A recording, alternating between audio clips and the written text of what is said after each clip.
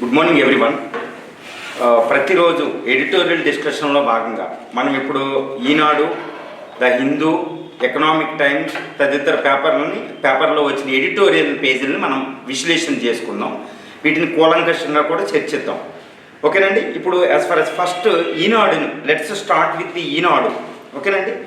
ఇందులో editorial first ఎప్పుడు కూడా ఎడిటోరియల్ పేజీలో రెండు ఉంటాయి అన్నమాట. ఎడిటోరియల్ పేజ్ అనగానే ఎడిటోరియల్స్ ఉంటాయి. మీకు ఈ పక్కన లెఫ్ట్ సైడ్లో నిలువుగా ఉండేవి, అది హిందూ అయినా ఏదైనా, they are known as editorials. మిగిలిన ఎక్స్పర్ట్స్ రాసినవన్నీ ఏంటంటే అవి ఆర్టికల్స్ అంటారు. ఇప్పుడు ఎడిటోరియల్స్ ఫస్ట్ చూడాలి. Editorial is the main opinion of any paper అనమాట. ఇప్పుడు ఈనాడు ఎడిటోరియల్లో హరితారణ్యాలకు అభివృద్ధి కాటు, హరితారణ్యాలకు అభివృద్ధి కాటు అంటే పర్యావరణం వర్సెస్ ది డెవలప్మెంట్ అని ఒకటి వచ్చింది ఆర్టికల్. హరితారణ్యాలకు అభివృద్ధి కాటు అంటే how this development is harming the environment అని. హరితారణ్యాలు కుంటిపడుతున్నాయి ఎందుకంటే అభివృద్ధి పేరిట అని ఒకటి వచ్చిందనమాట.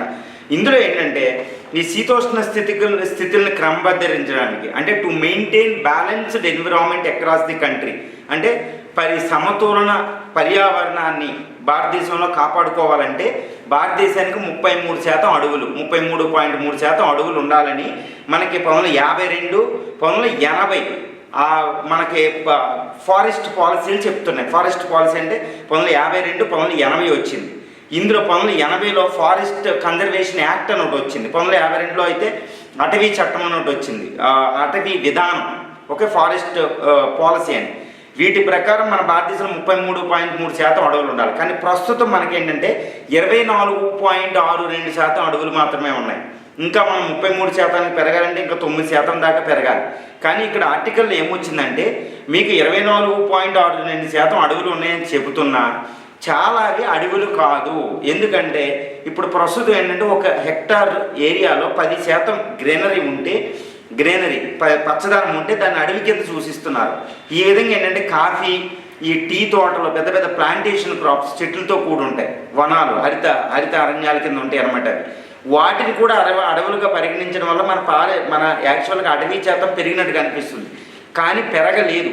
కానీ అదే సమయంలో దట్టమైన అరణ్యాలు తగ్గిపోతున్నాయి. ఇది చాలా కన్సర్నింగ్ అనమాట. ఇది చాలా ఆందోళన కలిగించే విషయం అనమాట.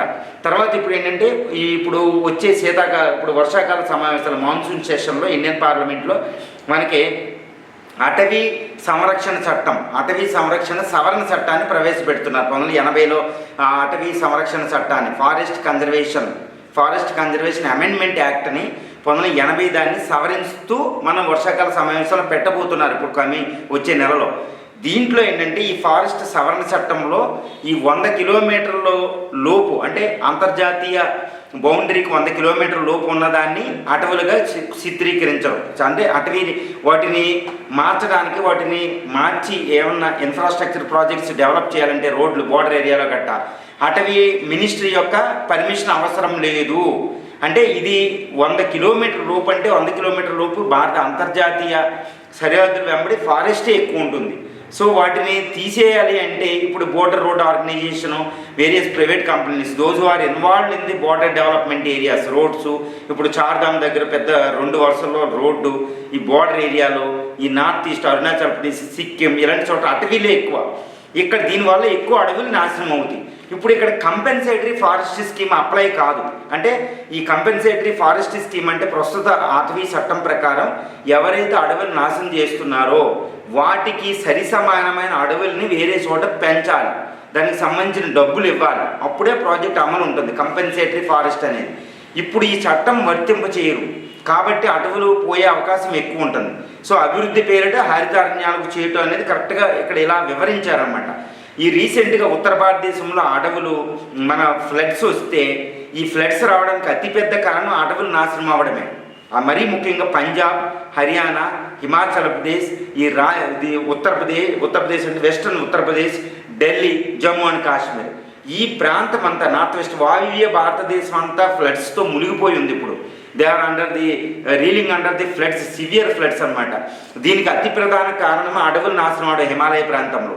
ఎందుకంటే ఇక్కడ ఒక విషయం చూడాలండి, అడవులు ఎందుకు ఏ విధంగా వరదలను ఆపుతాయి?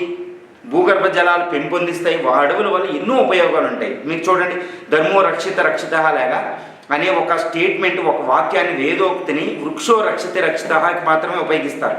వృక్షాల వల్ల అనంతమైన ప్రయోజనాలు ఉంటాయి. Infinite benefits, spin off benefits from the a tree. ఏ విధంగా అంటే వృక్షాలు హిమాలయ పర్వతాలు ఆ వాలుల మీద ఉన్నప్పుడు వర్షాలు ఎంత తీవ్రమైన వర్షాలు పడినా ఈ వర్ష ప్రవాహం రన్ ఆఫ్ అనేది స్పీడ్గా ఉండదు. కాబట్టి భూమిలో ఇంకిపోయడానికి సమయం ఎక్కువ దొరుకుతుంది. To percolate in to the soils there is a lot of room, there is a time. Okay, percolation అవుతుంది. కాబట్టి కిందకి రన్ ఆఫ్ ఎక్కువ రాదు, వరద ప్రవాహం. కాబట్టి ఫ్లాష్ ఫ్లడ్స్ రావు. రెండో, ఈ విధంగా వరద నీటి ప్రవాహాన్ని ఆపడం వల్ల, ఇవి భూమిలోకి ఇంకడం వల్ల భూగర్భ జలాలు పెరుగుతాయి. Because of this percolation the increase, there is a possibility to increase ground water level. So తర్వాత ఈ రన్ ఆఫ్ని తీవ్రంగా ఉన్నప్పుడు సాయిల్ ఎరోషన్ జరిగింది, క్రమక్షయం జరిగిపోద్ది, చెట్లు కూలిపోతాయి, పర్వత వాళ్ళ మీద ల్యాండ్ స్లైడ్ అవుతాయి, పర్వత కనుమలు కూలిపోవడం అనేది. సో అనంతమైన బెనిఫిట్స్ ఉంటాయి. అది చెట్లు కొట్టేస్తే ఈ అనంతమైన బెనిఫిట్స్ మనకి ఏంటంటే ఈ హార్మ్స్ ఆపదల కింద మారిపోతున్నాయి. అదే నార్థన్ ఫ్లడ్స్. అందుకనే ఈ సిల్ట్ ఇప్పుడు ఈ క్రమక్షయమైన మట్టి ఈ గంగా యమునా రివర్లో పెరిగిపోవడం వల్ల వరద లెవెల్ పెరిగిపోతుంది. అవి తట్టుకునే సామర్థ్యం పడిపోతుంది. బ్యారేజీల దగ్గర నీటి నిల్వ సామర్థ్యం పడిపోయింది ఇప్పుడు హర్యానాలో. సో ఇవన్నీ మీరు గమనించాలి. చాలా విశ్లేషణతో కూడిన అంశాలు అన్నమాట. ఈరోజే ఈనాడులో, ఎకనామిక్ టైమ్స్, హిందూ, ఈ 3 పేపర్లో దీనికి సంబంధించిన ఆర్టికల్ వచ్చింది. దీని ఎంత విశ్లేషణ మీరు అర్థం చేసుకోవాలి. ఇదే విషయం మీద మనకి ఎకనామిక్ టైమ్స్లో ఒకటి వచ్చింది చూడండి, catch the floods before they destroy. ఇది ఎకనామిక్ టైమ్స్లో వచ్చింది. ఈయన ఏమంటున్నారంటే discuss the measures needed to tackle high flood situation in the country అనుకుంటే ఎక్కువ క్రక్స్ ఇచ్చారు. ఇది క్వశ్చన్ అనుకుందాం. Discuss the measures needed to tackle the high flood situation in northern India. Okay, వరదలు ఎక్కువ వచ్చే ప్రమాదాన్ని ఎలా అరికట్టాలి అనే డిస్కషన్ ఇక్కడ సాగింది. అదే క్వశ్చన్ అనుకుంటే మనకి. ఈయన ఏమంటున్నారంటే ఈడబ్ల్యూఎస్ అంటే ఎర్లీ వార్నింగ్ సిస్టమ్, హజార్డ్ మేనేజ్మెంట్లో, మన డిజాస్టర్ మేనేజ్మెంట్లో ఎర్లీ వార్నింగ్ సిస్టమ్ను ఎక్కువగా మనం ప్రతిష్టపరచాలి అంటున్నారు. ఫర్ ఎగ్జాంపుల్ మన రీసెంట్గా గుజరాత్లో ఎర్లీ వార్నింగ్ సిస్టమ్ అనేది సరిగ్గా పనిచేయలేదు. ఈ బిపర్జాయ్ సైక్లోన్ వచ్చినప్పుడు ఎర్లీ వార్నింగ్ సిస్టమ్, ముందస్తు ప్రమాద గంటికలను ఇస్రో పంపిస్తే శాటిలైట్ ద్వారా ఈ ఇన్ఫర్మేషన్ డిస్ట్రిబ్యూషన్ అనేది ఇండియా అంతా గుజరాత్లో చేరవేసి ఈ సహాయ కార్యక్రమాలు ఎప్పటికప్పుడు కరెక్ట్గా టైమ్లీ అప్రాప్రియేట్గా ఇంప్లిమెంట్ అవ్వడానికి ట్రై చేయడం వల్ల మనం ప్రాణ నష్టాన్ని, ఆస్తి నష్టాన్ని నిరోధించగలిగాం గుజరాత్లో. అది ఈ ఎర్లీ వార్నింగ్ సిస్టమ్ అంటే ముందస్తు ప్రమాద వ్యవస్థని మనం ముందే ప్రతిష్టపరచాలి. ఏంటంటే మల్టీ డిజాస్టర్ మేనేజ్మెంట్ సిస్టమ్ అంటారు. ఎప్పుడు కూడా ఫ్లడ్స్ వస్తే ఈ ఫ్లడ్ ఒక డిజాస్టర్ కాదు, కానీ flood disaster leads to more disasters అంటారు. ఈ ఫ్లడ్ వచ్చినప్పుడు వెంటనే ఫ్లడ్ వల్ల హెవీ రైన్స్ వస్తాయండి, హెవీ రైన్స్ వల్ల ఫ్లడ్స్ వస్తాయి. ఈ ఫ్లడ్స్ వరదలు వచ్చినప్పుడు ల్యాండ్ స్లైడ్ పడతాయి, అది ఒక రకమైన డిజాస్టర్. మడ్ స్లంప్ అవుతుంది, అది ఒక రకమైన డిజాస్టర్. ఓకేనండి, ఒక disaster leads to so many disaster, multi disaster అంటారు దీన్ని. దీన్ని క్యాస్కేడింగ్ ఎఫెక్ట్ అంటారు. డిజాస్టర్ క్యాస్కేడింగ్ ఎఫెక్ట్ అని ఒక డెఫినేషన్ ఉంటుంది. ఒక డిజాస్టర్ ఇంకో డిజాస్టర్ కారణం అవుతుంది. ఇప్పుడు ఈ వరదలు వచ్చిన కంటే వ్యాధులు వస్తాయి, ఎపిడమిక్స్ వస్తాయి. ఇప్పుడు కలరా, మలేరియా ఎక్కువ పుడతాయి ఇప్పుడు. సో ఈ కలరా, ఈ వరదలు ఎక్కువ వచ్చిన వల్ల పంట నష్టాలు అయ్యి కరువులకు దారి తీస్తాయి. ఇలా ఎన్నో డిజాస్టర్స్ అవుతాయండి, అర్థమైందా? అందువల్ల ఏంటంటే multi disaster management system early warning సిస్టంలో అమలుపరచాలనుకుంటూ అద్భుతంగా ఇచ్చాడు. ఇక్కడ ఏమిటంటే 2021 council on energy and environment and water, okay, CEEW ప్రకారం ఏంటంటే మొత్తం 35 రాష్ట్రాల్లో 27 రాష్ట్రాలు ఫ్లడ్ ప్రోన్లో ఉన్నాయండి ఇప్పుడు. దట్టు ఇంకోటి ఏమిచ్చారు ఇక్కడ, మళ్ళా ఇదే హిందూలో దీని ఆర్టికల్ ఇచ్చారు. అంటే ఎంత ఇంపార్టెంట్ ఏరియా మీరు గమనించండి. ఇక్కడ ఫ్లడ్ ఫ్యూడ్ అని ఇందులో ఇచ్చారు మనకి హిందూలో. అదేంటంటే states must coordinate to evolve A joint strategy to combat floods. చూడండి, ఒక అభ్యర్థి ఫ్లడ్స్కి సంబంధించిన ఎడిటోరియల్స్ అన్నీ 4 పేపర్లో 3 పేపర్లో చదవడం వల్ల ప్రతి ఆ విషయానికి సంబంధించిన సమగ్ర జ్ఞానం మనకు సిద్ధిస్తుంది అనమాట. All issues related to various dimensions of an issue, okay, we can acquainted with by covering so many editorial in various papers అండి. ఓకే, అదేవిధంగా అందువల్ల చూడండి ఈ ఫ్లడ్స్ మీద 3 పేపర్లు మనకు వచ్చింది, 3 ముఖ్యమైన పేపర్లు ఇండియాలో ఈరోజు. ఈ ఫ్లడ్ ఫ్యూడ్ అని state must coordinate to evolve A joint strategy to combat floods. ఈ రాష్ట్రాలు చూడండి, ఇప్పుడు నార్త్ ఇండియాలో ఏం జరుగుతుందో చూడండి. ఢిల్లీ కేజ్రీవాల్ యాప్ గవర్నమెంట్ హర్యానా ప్రభుత్వాన్ని నిందిస్తుంది. ఏమని? మీరు బ్లారేజీల్ని వదిలేసి ఢిల్లీ ఫ్లడ్ కారకులు మీరని చెప్పింది ఢిల్లీ గవర్నమెంట్. ఇది పెద్ద కాంట్రవర్సీ అవుతుంది. మీరు గమనించి ఉంటారు. ఓకే, ఒక స్టేట్ ఒకటే నిందిస్తూ కూర్చుంటాను. కానీ ఈ ఫ్లడ్ సిచ్యువేషన్కి, ఈ ఫ్లడ్ న్యాచురల్ ఫరేకి, ఈ న్యాచురల్ ప్రకృతి పరంగా వచ్చిన విపత్తులకి మీకు ఏంటంటే ఒక రాష్ట్రం, ఒక బౌండరీ అనేది దానికి ఉండదు, ఒక దేశం అనేది కూడా ఉండదు. ఇప్పుడు చూడండి, నార్త్ ఈస్ట్లో మనకి నార్త్ వెస్ట్లో ఫ్లడ్ వచ్చింది వాయువ్య భారతంలో. అదే సమయంలో పాకిస్తాన్లో ఫ్లడ్ వస్తుంది, చైనాలో ఫ్లడ్ వస్తుంది. పక్క దేశాల్లో మనకి గమనించాలి. ఒక దేశం అనేది ఉండదు దీనికి. కానీ ఒకే దేశంలో ఉన్న రాష్ట్రాన్ని నిందించుకోవడంలో ఏంటి ప్రయోజనం అంటూ దీంట్లో ఇచ్చారు. మన క్రక్స్ అనమాట, దీని సారాంశం అది.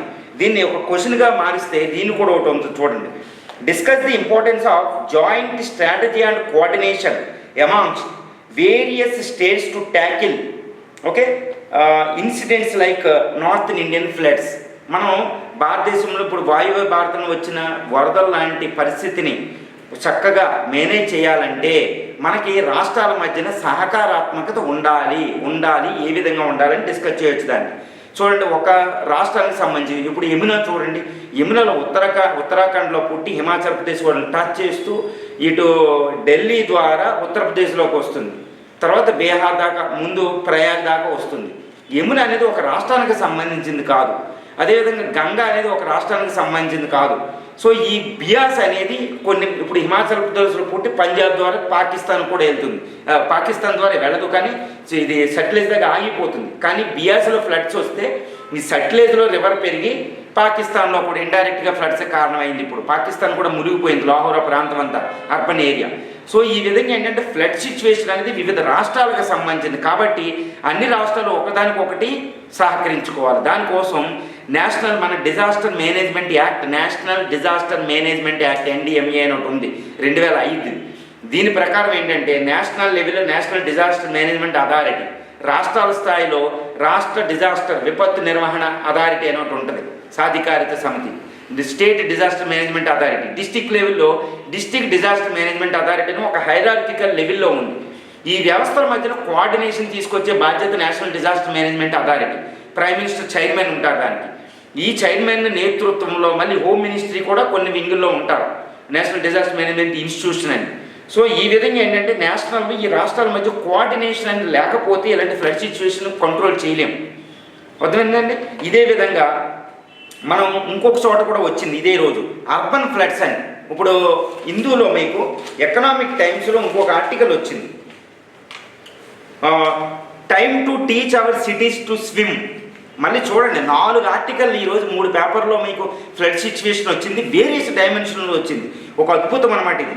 Time to teach our cities to swim. మన సిటీలకి స్విమ్మింగ్ చేయడం నేర్పాలంటే ఇప్పుడు ఈ టైం చెప్తున్నారు ఈయన. ఎందుకంటే ఫ్లడ్ సిచ్యువేషన్ అంత తీవ్రంగా ఉంది మన సిటీస్లో. ఢిల్లీ చూడండి, national capital, second largest economic city, that is the political capital of India. ఈరోజు అది ఫ్లడ్లో మునిగిపోయి ఉంది. మనకి ముంబైకి, చెన్నై, హైదరాబాద్, ఈ బెంగళూరు, ఈ సిటీలన్నీ ఇప్పుడు ఫ్లడ్ సిచ్యువేషన్ ఫేస్ చేస్తున్నాయి. ఇది ఎందుకు వస్తుందంటే గ్లోబల్ వార్మింగ్ అండి. అర్బన్ హీట్ ఐలాండ్, సివిల్ సర్వీస్లో కూడా ఈ క్వశ్చన్ వచ్చింది, అర్బన్ హీట్ ఐలాండ్ అంటారు. అదేంటంటే హీట్ ఐలాండ్ కాన్సెప్ట్ ఏంటంటే అర్బన్ ఏరియాస్ కాంక్రీట్తో నిండిపోయి ఉంటాయి. కాంక్రీట్తో నిండిపోయడం వల్ల గ్రీనరీ తక్కువ ఉండడం వల్ల సూర్యరశ్మి ఎక్కువగా ఆకర్షించబడుతుంది. కాబట్టి ఎక్కువ వేడెక్కిపోతాయి. అవి ఎక్కువ వేడెక్కిపోవడం వల్ల ఈవినింగ్ టైంకి కన్వెక్షనల్ రైన్ఫాల్, సంవహన వర్షపాతం అనేది ఉంటుంది. ఈవినింగ్కి మన క్యూలో నింబస్ క్లౌడ్ ఫామ్ అయిపోతాయి. అవి థిక్నెస్ 10 కిలోమీటర్ల థిక్నెస్ ఉంటుంది. అది ఈ క్యూలో నింబస్ క్లౌడ్ వల్ల ఈవినింగ్కి ఫ్లడ్స్ వచ్చేస్తాయి. ఒక్కోసారి క్లౌడ్ బర్స్ట్ అంటారు, 3 రోజులు వరుసగా రైన్ఫాల్ వస్తాయి. 40 years రికార్డు ఇప్పుడు ఢిల్లీలో బద్దలైంది. చూసారు, హిమాచల్ ప్రదేశ్లో 60 years రికార్డ్ బద్దలైంది వర్షాలు. వీటిని క్లౌడ్ బర్స్ట్ అంటారు హీట్ ఐలాండ్ వల్ల. సో తీవ్రమైన వర్షాలు 3-4 రోజులు వచ్చేస్తాయి అనమాట. రావడం వల్ల ఫ్లడ్స్ అన్నీ ఇప్పుడు ఈ సిటీస్లో మునిగిపోతున్నాయి. రెండో కారణం ఈయన చెప్తున్నారు ఏంటంటే ఈ అర్బన్ ఏరియాస్లో ఇప్పుడు ఫర్ ఎగ్జాంపుల్ ఢిల్లీ కూడా మనం చూడండి, కేజ్రీవాల్ గారు డైరెక్ట్గా చెప్తున్నారు, Delhi is not in a position to deal with such a unnatural abnormal situation అని ఒప్పేసుకున్నాడు. తప్పు, ఈ కన్ఫెస్డ్ అనమాట. ఏమనంటే అర్బన్ను ఈ వ్యవస్థ, ఈ డ్రైనేజ్ వ్యవస్థ అనేది దీన్ని తట్టుకునే స్థితిలో లేదు అని చెప్పేస్తున్నారు. ఆయన ఒప్పేసుకున్నారు. ఇంకా ఎక్కడ కంట్రోల్ చేస్తారు? ఎవరి కాళ్ళు ఇళ్లలో కూర్చున్నారు. అడ్మినిస్ట్రేషన్ ప్రజలు వాళ్ళకి సహాయ చర్యలు తీసుకునే స్తోమతలో లేరు కాబట్టి వాళ్ళు మునిగిపోతున్నారు. ఆహారం లేదు వాళ్ళకి. కేంద్రం స్టేట్ రెండు చేతులు ఎత్తేసినాయి ఢిల్లీలో. అది తట్టు ఢిల్లీలో నేషనల్ క్యాపిటల్లో. దాన్ని బట్టి మనం ఊహించుకోవచ్చు ఎంత తీవ్రమైన సమస్యలు ఇవి. ఏదైనా రాష్ట్ర రాజధాని కూడా కాదు, ఏదో పక్క ఏదో చిన్న సిటీ కాదు అది. It's a national capital territory. అంత పటిష్ట వ్యవస్థ ఉన్న నేషనల్ అన్ని వింగులు అక్కడే ఉంటాయి. ప్రైమ్ మినిస్టర్ సీటు, రాష్ట్రపతి భవనం, పార్లమెంటు, సుప్రీంకోర్టు ఆఫ్ ఇండియా మునిగిపోయింది. సుప్రీంకోర్టు ఆఫ్ ఇండియాలో ఫ్లడ్ వచ్చింది, రాజ్ఘాట్లో ఫ్లడ్ వచ్చింది. చూడండి పెద్ద పెద్ద వింగులు మునిగిపోయి ఉన్నాయి. ఇప్పుడు ఇంటర్నేషనల్ ఎయిర్పోర్ట్ ఆ దగ్గరికి ఫ్లడ్ వెళ్ళిపోయింది. ఒక పెద్ద పెద్ద మెట్రోస్ క్లోజ్ అయిపోయింది. చూడండి that is what the situation of the Delhi. It is not easy అని చెప్తున్నారు ఈయన అనమాట. Time to teach our cities to swim. ఎంత బ్యూటిఫుల్గా మీకు ఎడ్డింగ్ పెట్టారో చూడండి. Damodar Chandarkar, okay, the writer is co founder and the chief knowledge officer of the Sambodhi research communications. ఇది చాలా పెద్ద ఎక్స్పర్ట్ అనమాట. ఓకే, అందువల్ల ఏంటి ఇప్పుడు రియల్ ఎస్టేట్ వల్ల ఈ సిటీస్లో మనకి ఏంటంటే న్యాచురల్గా ఉండే డ్రైనేజ్ సిస్టమ్, అంటే సహజ సిద్ధంగా ఉండే ఒక నదీ వ్యవస్థ అనేది, ఉపనదీ వ్యవస్థ అనేది కబ్జాలు గురవుతున్నాయి. దానివల్ల న్యాచురల్ వ్యవస్థ లేదు. సో సిటీ అనేది అబ్జార్ప్షన్ కెపాసిటీ లేదు, పెర్కులేషన్ అవడానికి అవకాశం లేదు గ్రౌండ్ వాటర్లోకి, కాంక్రీట్ జంగిల్స్ వల్ల. సో సిటీస్ ఇంకా దీన్ని ఎదుర్కోవడమే తప్పితే వేరేది లేదు. కాబట్టి ఇప్పుడు గోవా ఏం చేసిందంటే, ఈయన ఏం అంటున్నారంటే కొన్ని తమిళనాడుని ఇప్పుడు కొత్తగా కట్టకపోయే ప్రతి భవనంలో రెయిన్ వాటర్ హార్వెస్టింగ్ ఫెసిలిటీ ఉండాలని చెప్తున్నారు. తమిళనాడు చట్టం చేసి ఈ దేశం అంతా చేయాలంటున్నారు. ఏ విధంగా అంటే ప్రతి భవనంలో పైన రెయిన్ వాటర్ హార్వెస్టింగ్ కింద ఉండాలి. వర్షం పడగానే ఈ రైన్ అక్కడ సేవ్ చేస్తారు, ఆ వాటర్ వెంటనే భూమికి చేరకుండా. ఈ విధంగా కాంక్రీట్ అంటే అర్బన్ ఏరియాలో మనకి 40% ఏరియా మనకి బిల్టప్ ఏరియా అంటారన్నమాట. అంటే 40% to 50% రైన్ఫాల్ అలా భూమికి చేరదు, బిల్డింగ్స్ మీదే ఉంటుంది. సో ఈ రైన్ఫాల్ వెంటనే అక్కడ ఒడిసిపట్టి వర్షం తగ్గిన తర్వాత స్లోగా వదలాలి. కాబట్టి గ్రౌండ్ వాటర్ పెరుగుతుంది, ఫ్లడ్ ఎఫెక్ట్ ఉండదు అని చెప్తున్నారు. చాలా అద్భుతమైన మెజర్ ఇది గుర్తుపెట్టుకోండి. తమిళనాడు ఈ చట్టం చేసిందనమాట.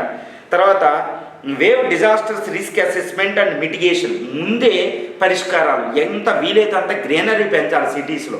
కబ్జాలను అరికట్టాలి, అంటే ఇల్లీగల్ అంటే నియమాలను పాటించకుండా డెవలప్ అయ్యే వీటిని రియల్ ఎస్టేట్ని మనం దాన్ని క్రమబద్ధీకరించాలని చెప్తున్నారు. సో ఈ విధంగా మనం ఆపొచ్చు. అల్లపూజ ట్రిక్ అంటారు, ఎక్కువ house of the sinking islands అంటారు. ఇది కేరళ కూడా అద్భుతమైన మెజర్స్ తీసుకుందంట. సో ఈ విధంగా తర్వాత పబ్లిక్ అవేర్నెస్ కావాలి. ఓకే, ఈ విధంగా అవేర్నెస్ క్రియేట్ చేయడం వల్ల ఎక్కువ ఫ్లడ్ సిచ్యువేషన్ మనం ఆపగలుగుతాం. తర్వాత లోతట్టు ప్రాంతాలు, లో లయింగ్ ఏరియాస్లో పెద్ద పెద్ద బిల్డింగ్స్ రానివ్వకూడదు, ఎందుకంటే అవి లోతట్టు ప్రాంతాలు. ఈ రియల్ ఎస్టేట్ వాళ్ళు ఏంటంటే ఎక్కడ వీలైతే అక్కడ కట్టేస్తారు, వాళ్ళు అమ్మేస్తారు పెద్ద పాస్ట్ చేసేసి. కానీ తర్వాత ఒక్క వర్షం వచ్చినప్పుడు అసలు రంగు బయటపడుతుంది ఆ ఏరియాలో. అది హైదరాబాద్లో జరిగింది అది. ఓకే, హైదరాబాద్లో మనుషులు మునిగిపోయేంత ఎత్తు లోతులో అపార్ట్మెంట్లు మునిగిపోయినాయి గత ఒక 2 సంవత్సరాల క్రితం. సో ఇవన్నీ మనకి ఎక్స్పీరియన్స్ అనమాట. కర్నూలు టౌన్ మునిగిపోయింది, టౌన్ మునిగిపోయింది మనకు అక్కడ తుంగభద్ర నది వల్ల. హైదరాబాద్ ఫ్లడ్ ఎఫెక్టెడ్, ముంబై 3 రోజులు మునిగిపోయింది, బెంగళూరు, చెన్నై, సాఫ్ట్వేర్ కంపెనీ కూడా వెళ్ళిపోదాం అనుకున్నారు చెన్నైలో. సో ఈ విధంగా ప్రతి సిటీ, ఈవెన్ జైసల్మీర్ కూడా, అహ్మదాబాద్ కూడా, ఈ విధంగా ప్రతి సిటీగా కూడా అర్బన్ ఫ్లడ్స్కి నిలమైపోయింది. అందుకనే స్విమ్మింగ్ నేర్చుకోమని చెప్తున్నారు సిటీలకు ఇప్పుడు. ఓకేనండి, ఈ విధంగా 4 ఆర్టికల్స్ ఈరోజు మనకు వచ్చినాయి. అంటే ఏ ఎగ్జామ్లో కూడా దాన్ని ఇండిఫరెంట్గా ఉండడానికి వీల్లేదు, మనం నిర్లక్ష్య వైఖరి ఉండకూడదు. దాన్ని సమగ్రంగా ఆ విషయాన్ని పూర్తిగా అవగాహన వచ్చేయాలి. ఇది ఎన్విరాన్మెంటల్ అండ్ డిజాస్టర్ మేనేజ్మెంట్ ఇష్యూకి వస్తుంది, తర్వాత ఇది పర్యావరణం వస్తుంది డిజాస్టర్ ఎన్విరాన్మెంట్ కింద, తర్వాత జోగ్రఫీ రిలేటెడ్ వస్తుంది. తర్వాత ఇది ఏంటంటే జియో ఎకానమీ అని, ఇప్పుడు ఏంటంటే ఎన్విరాన్మెంటల్ ఎకానమీ, సస్టైనబుల్ డెవలప్మెంట్కి వస్తుంది, ఎకానమీకి వస్తుంది. ఇప్పుడు చూడండి ఢిల్లీలో ఎంత నష్టమో. సో ఈ విధంగా ఏంటంటే ఎకానమీ ఓరియంటెడ్ వస్తుంది. సో ఈ విషయం సమగ్రంగా ఉంటుంది, సమాజం ఎఫెక్ట్ అవుతుంది. సో ఇప్పుడు పర్యావరణం అనేది అన్ని విషయాలను టచ్ చేస్తూ వెళ్తుంది. అందుకని సమగ్రమైన అవగాహన, comprehensive understanding related to that flood situation in India, అంటే వల్నరబిలిటీని మనం నేర్చుకోవడం వల్ల ఉత్తమం అన్నమాట. ఈ క్వశ్చన్ అనేది తప్పకుండా వస్తుంది. ఇక తర్వాత ఈనాడులో ప్రజారోగ్యానికి పట్టం కొడుతుందా అని ఒకటి వచ్చింది. ప్రజారోగ్యానికి పట్టం కొడుతుంది ఏది? మనకి ఆయుష్మాన్ భారత్ అనేది 2018లో మొదలైంది, ఇప్పటికీ 5 సంవత్సరాలు పూర్తిగా వస్తుంది. Ayushman Bharat world's largest public health scheme అండి అది.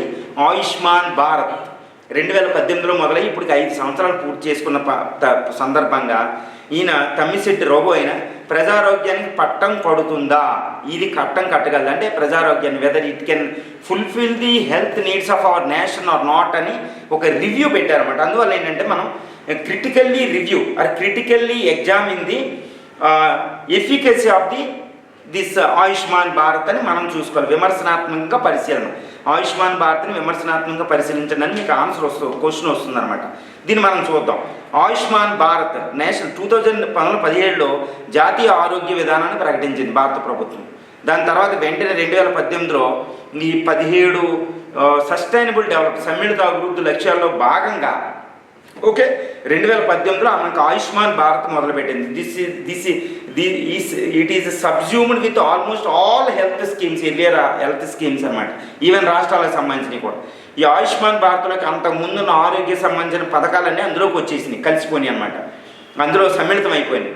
ఈ ఆయుష్మాన్ భారత్ దీని టార్గెట్ ఏంటంటే 10 కోట్ల మంది ప్రజలకి, 10 కోట్ల కుటుంబాలకి, ఆల్మోస్ట్ 10 కోట్ల మంది పర్సన్స్కి 5 లక్షల వరకు బీమా కల్పించడం. 10 కోట్ల మందికి, అందుకే ప్రపంచంలో అతిపెద్ద స్కీమ్ అంటారు దీన్ని. ఓకేనండి. ఇది ఎలా ఉంది దీని పరిస్థితి అంటే, దీని కింద 2 వింగులు ఉన్నాయన్నమాట. 2 అంగాలు, ప్రధానమైన అంగాలు. ఒకటి ఆరోగ్య స్వస్థత కేంద్రాలు, ఆరోగ్య స్వాస్థ్య కేంద్రాలు, ABHWCలు అంటే Ayushman Bharat health wellness centres అండి, అదొకటి.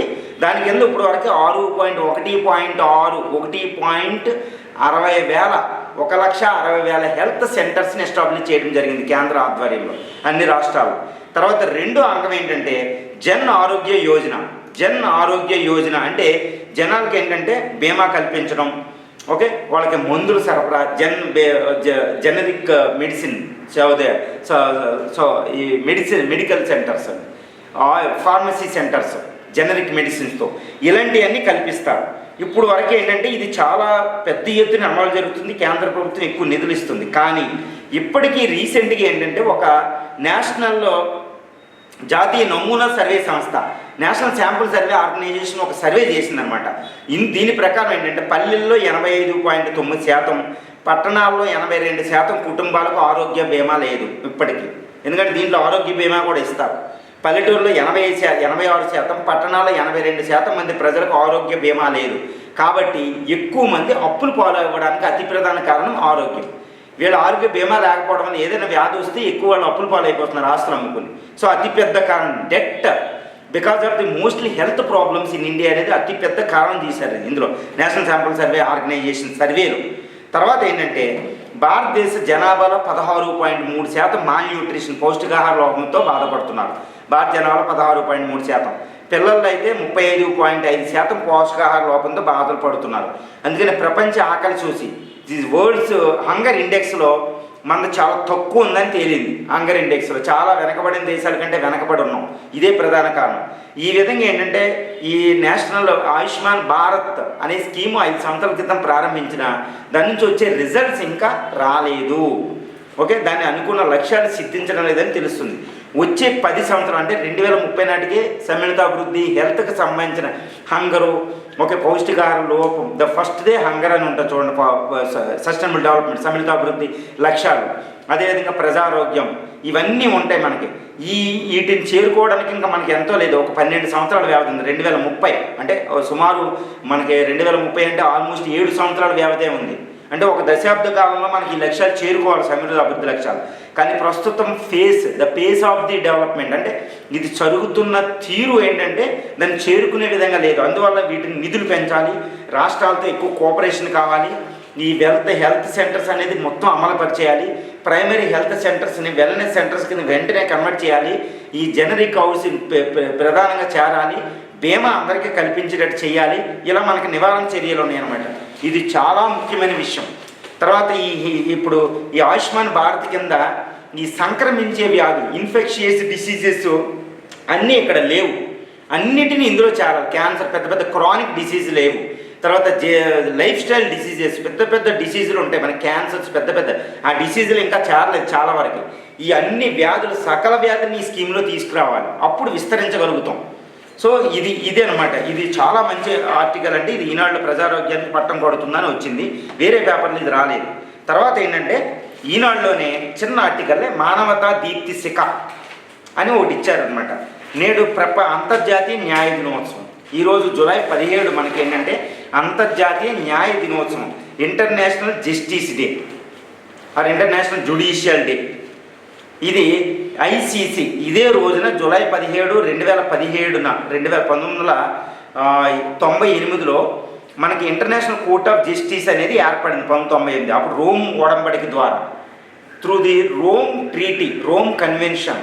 Okay, this international court of justice, okay, which is head-quartered at Hague, Netherlands, came in to existence in 1998 July 7 అనమాట.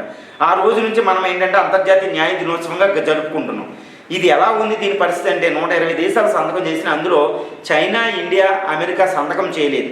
భారతదేశం ఈ ఒడంబడి కోసం చాలా తీవ్రంగా చురుగ్గా పనిచేసింది, కానీ ఇంకా సంతకం చేయలేదు పూర్తి స్థాయిలో. అందువల్ల కానీ ఇది రీసెంట్గా ఏంటంటే పుతిన్ గారు ఉక్రెయిన్లో నేరాలకి పాల్పడుతున్నారు అని ఆయనకి అరెస్ట్ వారెంట్ ఇష్యూ చేసింది. అదేవిధంగా Sudan, Myanmar, south Sudan, Ethiopia, Yemen, okay, ఈ దేశాల మీద కూడా నాయకులు కూడా ఈ సివిల్ వార్స్, సిరియాకి సంబంధించి కూడా వీళ్ళ మీద కూడా అరెస్ట్ వారెంట్లు ఇష్యూ చేసింది. సెర్బియాలో అయితే శిక్ష విధించింది. So international court of justice అనేది చాలా అవసరం ఉందన్నమాట ఇప్పుడు సివిల్ వార్ జరుగుతున్న సందర్భంలో. అందువల్ల దీన్ని ముందు పరిగణించవలసిన అవసరం ఇంటర్నేషనల్ న్యాయ దినోత్సవం. ఇంకోటి ఏంటంటే ఈ ఐసీసీ అనేది, ఇంటర్నేషనల్ కోర్ట్ ఆఫ్ జస్టిస్ అనేది యుఎన్ సిస్టమ్ కింద రాదు. ఇది ఒక ఇండిపెండెంట్ ఆర్గనైజేషన్ అనమాట. ఇది ఒక మనకు బిట్ల కింద అవకాశం వచ్చే అవకాశం ఉంది. దీనికోసం పూర్తిగా చదవాలి. తర్వాత పెట్టరేగుతున్న సైబర్ అవసరాలు, మళ్ళీ సైబర్ సెక్యూరిటీ రిలేటెడ్ మనం ప్రతిరోజు చూస్తూనే ఉంటున్నాం. చూసుకోండి మీరు. ఇప్పుడు 80 కోట్లకు పైగా స్మార్ట్ ఫోన్లు, లక్షలాది కంప్యూటర్లు ఇప్పుడు ఇండియాలో ఉన్నాయి. ఇవన్నీ భారత్లో సైబర్ ఇంటర్నెట్ ద్వారా కనెక్ట్ అయ్యి ఉంది. కాబట్టి సైబర్ నేరగాళ్ళకి అది కూడా డార్క్ నెట్ ద్వారా వచ్చే వాళ్ళకి ఒక వరం అయిపోయింది. ఇప్పుడు ఇంటర్నెట్లో ఇప్పుడు జామ్ అని, ఆధార్ అని, ఇవన్నీ మనకు అన్నీ ఆన్లైన్ జరుగుతున్నాయి. చిన్న పెట్టి షాప్, టీ షాప్లో కూడా మనకు ఆన్లైన్ పేమెంట్లు జరిగే టైం అనమాట. ఈ ఆన్లైన్లు పెరుగుతున్నాయని ఒక సంతోషం వెనకాలే ఈ సైబర్ నేరాల ఆందోళన అనేవి చాలా విపరీతంగా ఉన్నాయి ఇండియాలో. సుమారు ప్రపంచంలోనే 229 కోట్ల డేటా బ్రీచెస్ జరిగినాయంట. అంటే సమాచార దుర్వినియోగం జరిగిన సంఘటనలు జరిగినాయి. 229 కోట్లు జరిగితే ప్రపంచంలో అందులో 20% ఇండియాలో ఉండి 2వ స్థానంలో ఉంది ఇండియా, చైనా తర్వాత. కాబట్టి భారత్ ప్రపంచంలోనే 2వ స్థానంలో ఉంది సైబర్ నేరాలు జరిగే విషయంలో. కాబట్టి భారతదేశం చాలా చాలా చర్యలు తీసుకోవాల్సిన అవసరం ఉందన్నమాట. తర్వాత నేషనల్ క్రైమ్ రిపోర్ట్ బ్యూరో ప్రకారం కూడా ఈ ఏడాది ఏంటంటే సైబర్ నేరాలు 52,974 కేసులు రిజిస్టర్ అవుతాయి. అందులో ఒకదానికి కూడా సరిగ్గా శిక్ష పడలేదు. ఎందుకంటే దాన్ని ప్రూవ్ చేయడం కష్టంగా ఉంది. నేషనల్ క్రైమ్ రిపోర్ట్ బ్యూరో అనేది హోమ్ మినిస్ట్రీ కింద పనిచేస్తుందన్నమాట. ఇది భారతదేశంలో అన్ని నేరాలకు సంబంధించిన నివేదికలు ఇస్తూ ఉంటుంది, డేటా ఇస్తుందని నేషనల్ క్రైమ్ రిపోర్ట్ బ్యూరో అనేది. దాని ప్రకారం మనకేంటంటే అసలు కేసులు రిజిస్టర్ అవుతున్నాయి కానీ దాన్ని ప్రూవ్ చేయడం కష్టం, వాళ్ళు బయటకు వచ్చేస్తున్నారు. సో ఇవి హెవెన్ అనమాట. ఈ సైబర్ నేరగాళ్ళకి హెవెన్స్ కింద తయారైపోయినాయి డార్క్ నెట్ ఇవన్నీ. సో దీన్ని నిరోధించడానికి భారత ప్రభుత్వం ఏంటంటే డ్రాఫ్ట్ డిజిటల్ యాక్ట్ ఒకటి పార్లమెంట్లో ప్రవేశపెట్టబోతుంది. డిజిటల్ యాక్ట్, ఐటీ యాక్ట్ని అంతకు ముందు చేసిన దాన్ని సవరిస్తూ. సో ఈ డిజిటల్ యాక్ట్లో ఇంకా కొన్ని చర్యలు తీసుకుని సైబర్ సెక్యూరిటీని మనం కాపాడకపోతే భారతదేశ సార్వభౌమత్వం దెబ్బతినేలా ఉంది.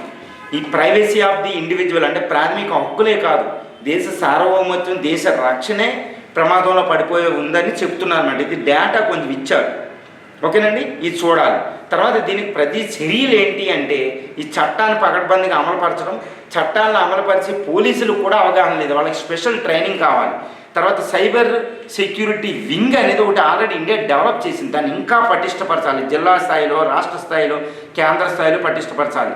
వేరే మినిస్టర్ మధ్యన సహకారం ఉండాలి. తర్వాత ఏంటంటే రాష్ట్రాల మధ్య ఉండాలి. తర్వాత అతిపెద్ద పరిష్కారం ఏంటంటే the panacea to this cyber security, cyber breaches in India is panacea ఏం చెప్తున్నారు, సర్వరోగ నివారణ ఏం చెప్తున్నారంటే మనకి స్వీయ జాగ్రత్తలు కీలకం.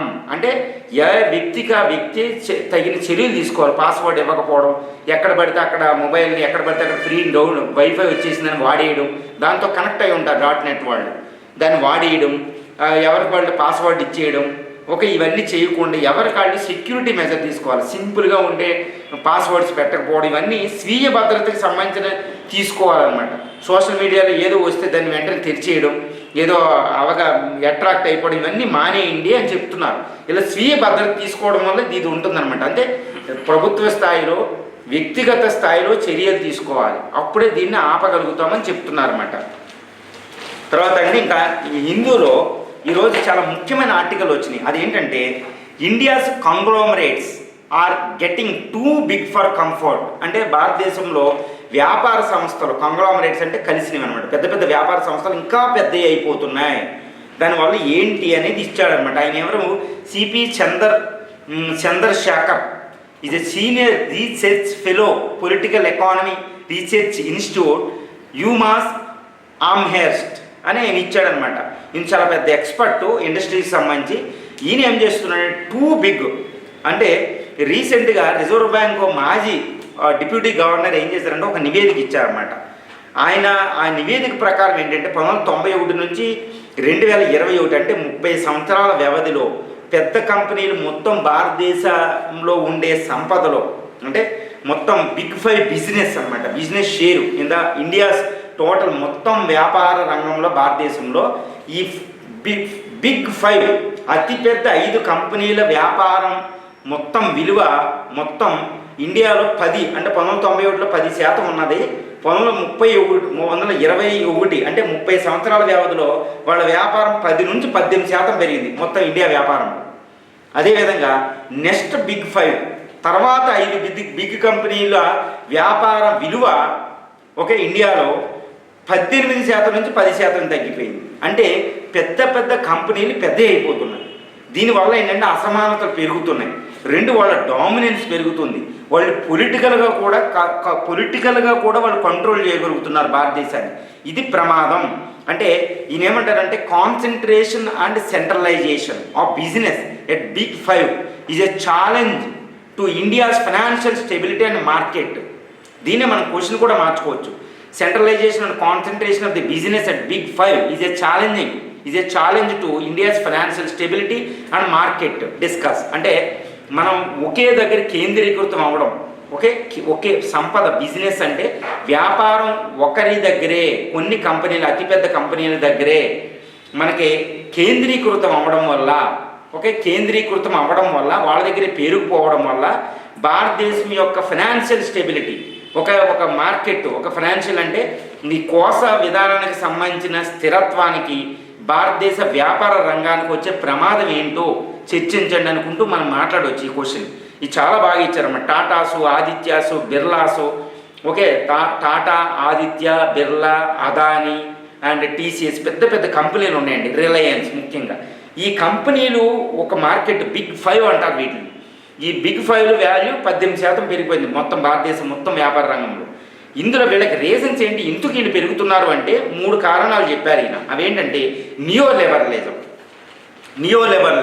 ఇప్పుడు ఆర్థిక మనకి లిబరలిజం, ఉదారీకరణ జరుగుతుంది, కొత్త ఉదారీకరణ ఇది.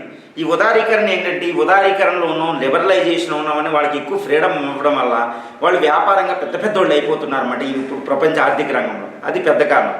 రెండోది ఏంటంటే in the guise of the countering global measures, దాన్ని ఏమంటారంటే ఈయన in the name of strengthening India's business as part of promoting national interest a very few business groups are being actively favoured by state. ప్రభుత్వం కూడా వాళ్ళకి సహకారాత్మకంగా ఉంది వాళ్ళ వైపు. ఏ విధంగా అంటే మనం ప్రపంచంలో మన వ్యాపార రంగం అభివృద్ధి చెందాలంటే ఈ బిగ్ 5 పెంచాలి. వాళ్ళు ఎలా ఉంది ప్రస్తుతం భారతీయులు ఎలా ఉంటుంది, రిలయన్స్ పెద్ద కంపెనీ అయిపోయింది అనుకోండి. మన రిలయన్స్ ఇండస్ట్రీ ప్రపంచంలో 10వ కుబేరుడిగా అవతరించిన పెద్ద పెద్ద కంపెనీలు అయిపోతున్నాయి, HDFC లాంటివి. మనం ఏమనుకున్నా అది ప్రౌడ్గా ఫీల్ అవుతాం.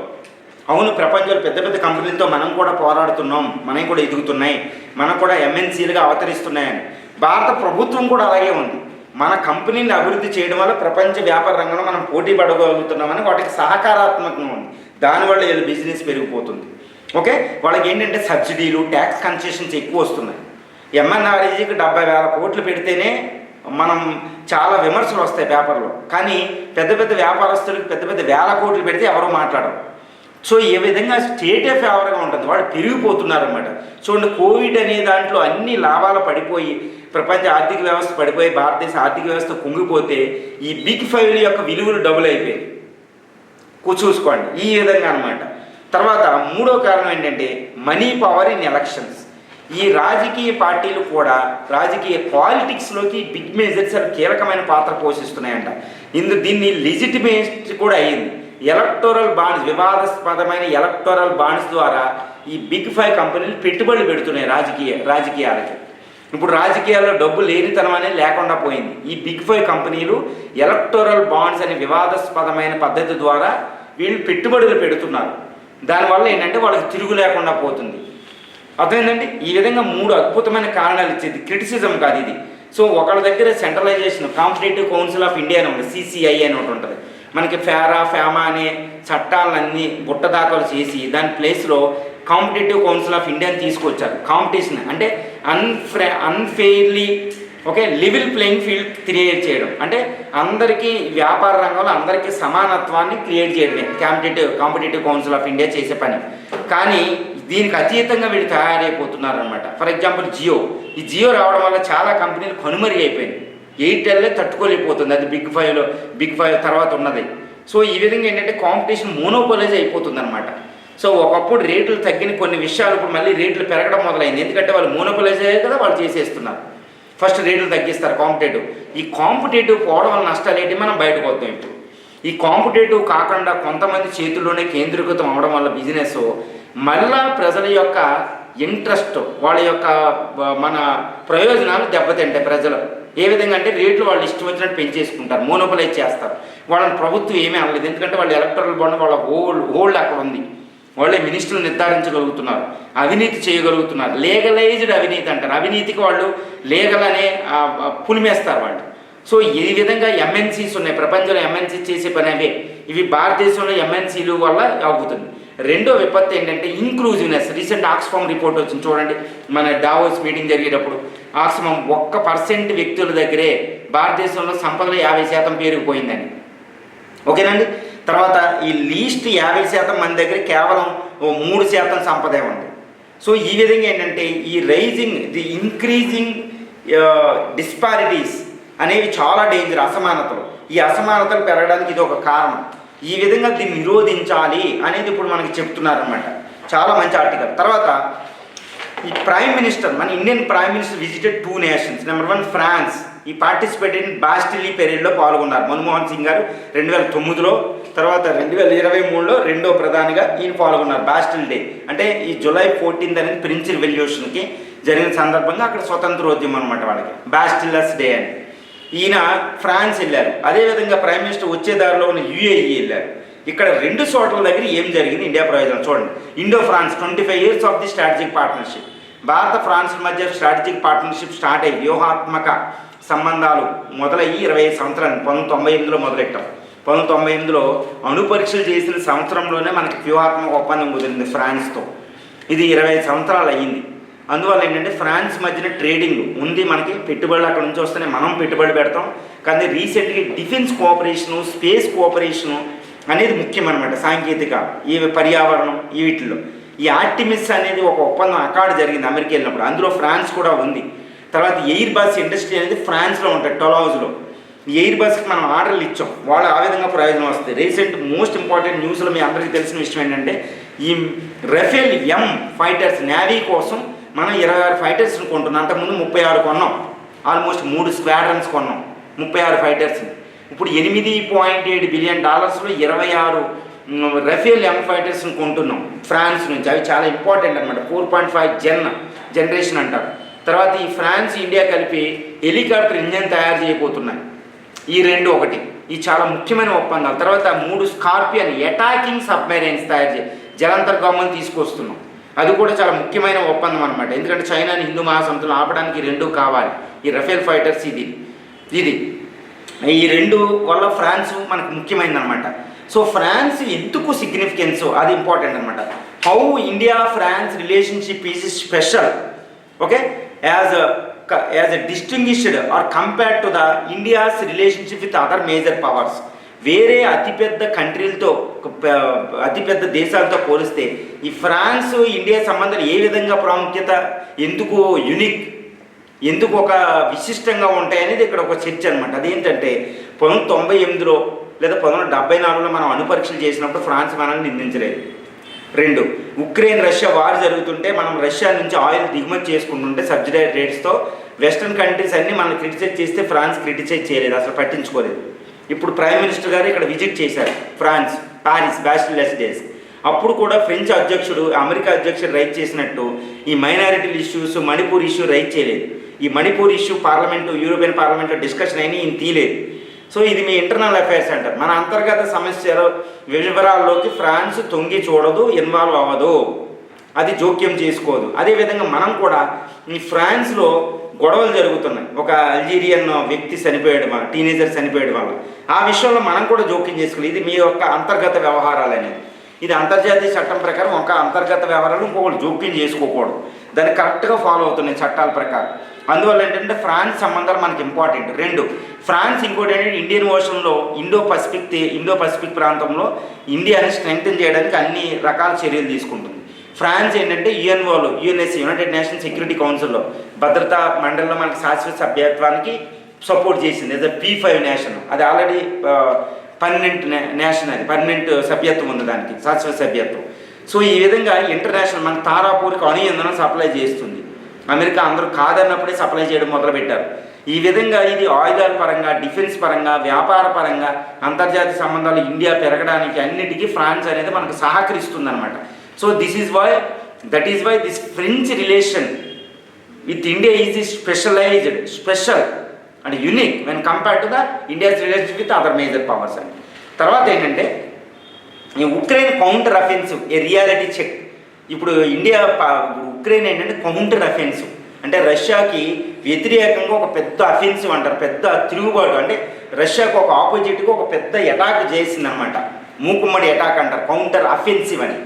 ఈ అటాక్ జరిగినా కానీ అందులో మంచి రిజల్ట్స్ రాలేదు, అందుకనే లోకీ మేనర్లో జరుగుతుంది. కానీ అమెరికా ఈ మ్యునిషన్ అంటే ఈ క్లస్టర్ బాంబ్స్ అనేది ఒకటి సప్లై చేస్తుంది. రష్యా పుతిన్ గారు కూడా అన్నారు, మీరు అది ఉపయోగిస్తే మేము కూడా ఉపయోగిస్తామని.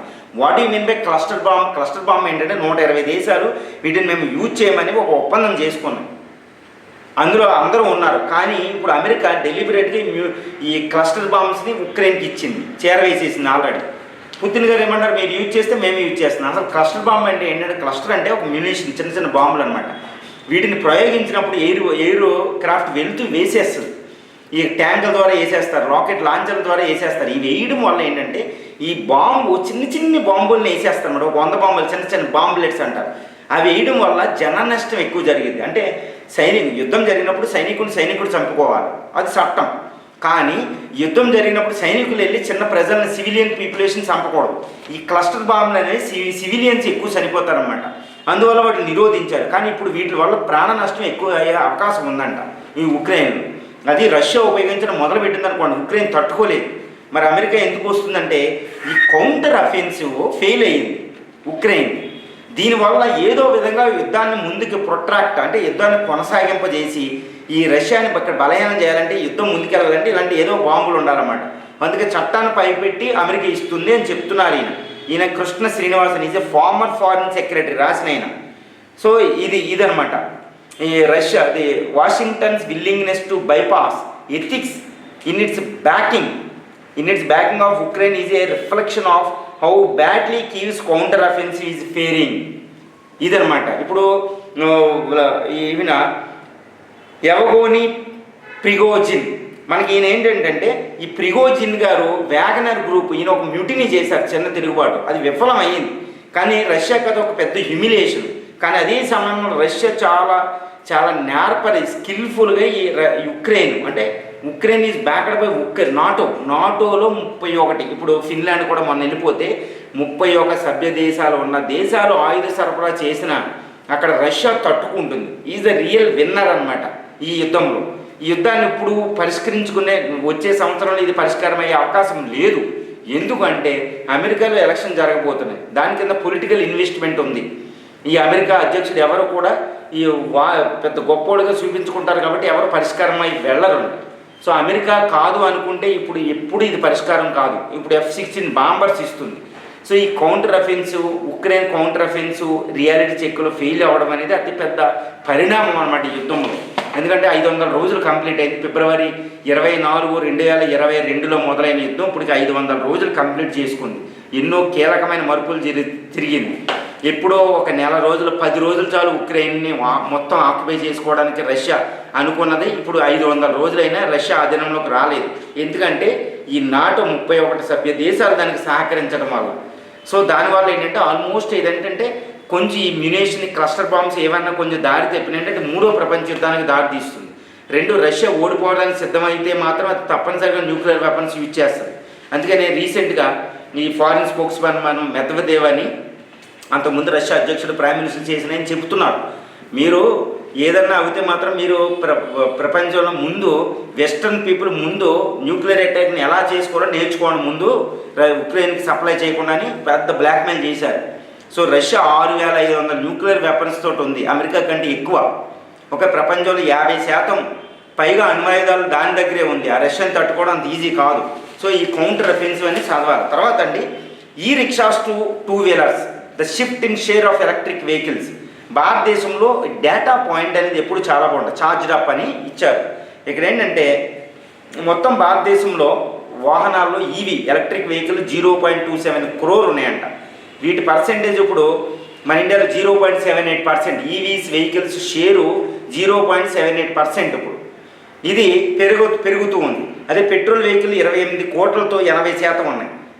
తర్వాత సిఎన్జి వెహికల్ 1.4% హైబ్రిడ్. తర్వాత డీజిల్ వెహికల్ 5 కోట్లు 14.5% ఉంది. ఇప్పుడు భారతదేశం ఈ వెహికల్స్ని ఎక్కువ ప్రొడ్యూస్ చేయాలి. ఈ ప్రొడ్యూస్ చేయడానికి చాలా విపత్కర పరిస్థితి. ఇప్పుడు BYD అని చైనీస్ కంపెనీ నన్ను ఇండియాలో పెట్టుబడి పెట్టకపోతే మనం $1 బిలియన్ మనం తిరస్కరించేసాం. ఎందుకంటే BYD అనేది Chinese investment in India is not good అనమాట. సో ఆ విధంగా మనం తొలగించాం. దీనికి రిలేటెడ్ ఆర్టికల్ ఇంకోటి వచ్చిందండి ఈ ఎకనామిక్ టైమ్స్. అదేంటంటే స్పేస్ ఎక్స్ప్లోరేషన్ ఆల్సో లైస్ బిలో అని. ఈ చైనా ఏంటంటే రీసెంట్గా గ్యాలియం అండ్ జెర్మేనియం అనే 2 మినరల్స్ని అంతర్జాతీయ వ్యాపారాన్ని క్రమబద్ధీకరించింది. అంటే మొత్తం ఆపేసింది. గ్యాలియం అండ్ జెర్మేనియం అనే 2 ఖనిజాలు. భారతదేశం రీసెంట్గా ఏంటంటే 30 ఖనిజాలని చాలా కీలకమైన ఖనిజాలుగా గుర్తించింది. వాటిని ఏమంటారంటే